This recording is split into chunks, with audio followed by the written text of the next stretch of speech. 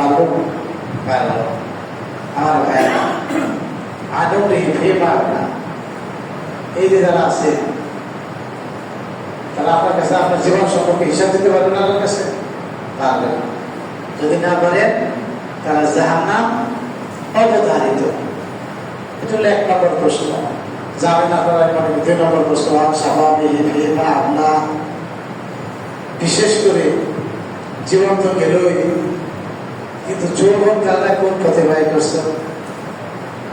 এই যে বুড়া মানুষ, ওই যে বুড়া মানুষ, এই যে বুড়া মানুষ, এদের সমাজে কোনো মূল্য আছে? কোন ভ্যালু আছে? ভ্যালুলেস।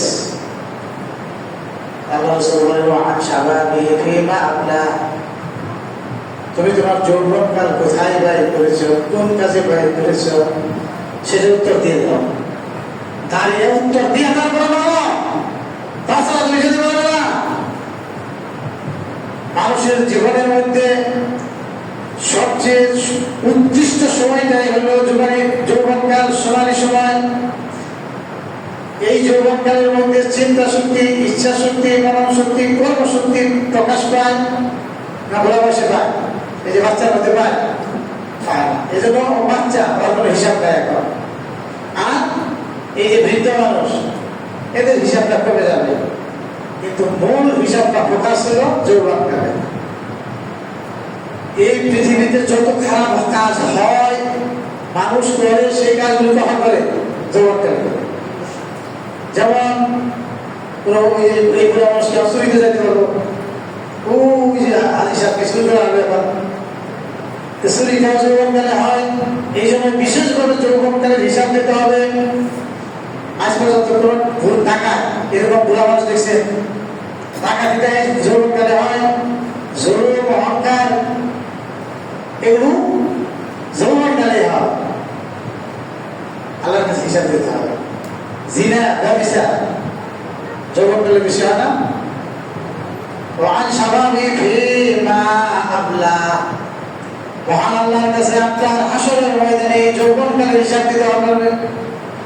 এই যে যারা বৃদ্ধ হয়েছেন, আপনার বলে যৌবনকালের হিসাব দিতে পারবেন? যৌবনকালে আপনার কাপড়ের এলাকায় থাকা যায় নাই, যা ইচ্ছা তাই করছেন। এই দেখেন না, ছেলেরা কলেজে পড়ে, ইউনিভার্সিটিতে পড়ে, যা মন চায় তাই করে। এরা এই হাদিস জানে না, এদের বোঝায় নাই, বাপ পায়, শিক্ষকরা এটা বোঝায় নাই। যেখানে খুশি সেখানে মারামারি করে। হিসাব দিতে হবে না আল্লাহর কাছে? ওরা কি স্বাধীন? ওরা মনে করে স্বাধীন। আহা, এই সব খবিসের বাচ্চার হিসাব দিতে হবে আল্লাহর কাছে যদি তওবা না করে, যেখানে সেখানে মারামারি করে।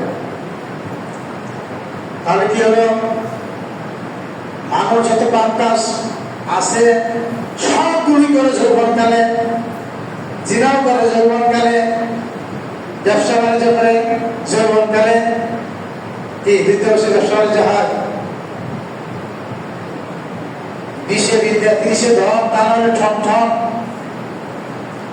আল্লাহ রাসূল হাদিসে বলেন, শাবুন নাশা ফি ইবাদাতিল্লাহ, ওই যুবকটা আল্লাহর আরশের নিচে স্থান পাবে যে যুবকটা তার যৌবনকালকে আল্লাহর দাসত্ব ব্যয় করলো।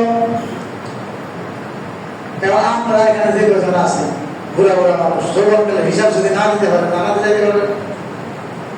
আর এই যুবক যারা এখন আসে যুবক, এখানে তো যুবকটাই, এরা তো গ্রাম খেলে এমনি থেকে জীবন শেষ হলো। নাইনটেনে যারা পড়ে, কোন শয়তানের বাচ্চার যদি একবার গেমের নিশা হয়, ওই শয়তানের বাচ্চার জীবন শেষ, লেখাপড়াও শেষ, চাকরি বাকরি সব শেষ। কোন ছেলে যদি একবার নারী সম্পর্কে লিপ্সা জাগে, তার জীবন শেষ। ধনী থাকলে ফকির হবে, একেবারে নির্ঘাত নিঃস্ব হয়ে যাবে। কোন এই যৌবনকালে বুড়া মানুষ কি মদ খায়? খাইতে পারে? যৌবনকালে তো মদ খায়। কোন মানুষ যদি মদ খায়, তার জীবন শেষ।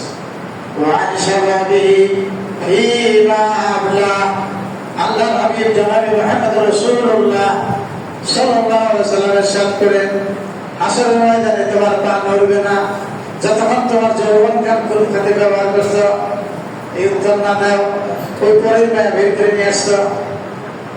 হ্যাঁ, কি ভয়াবহ বাংলাদেশের অবস্থা জানেন? যৌবনকালের অবস্থা। একটা ছেলে মেয়ে নেয় যে পরকে প্রেম না করে, এই বুঝে ওঠে কথাগুলো বল দিয়ে সতর্ক করে। এই যে বিভিন্ন দেশের মানুষ আছে গার্মেন্টসে চাকরি বাকরি করে, কিছু মানুষ ছাড়া অধিকাংশ মানুষ চরিত্রে বদমাশ শীত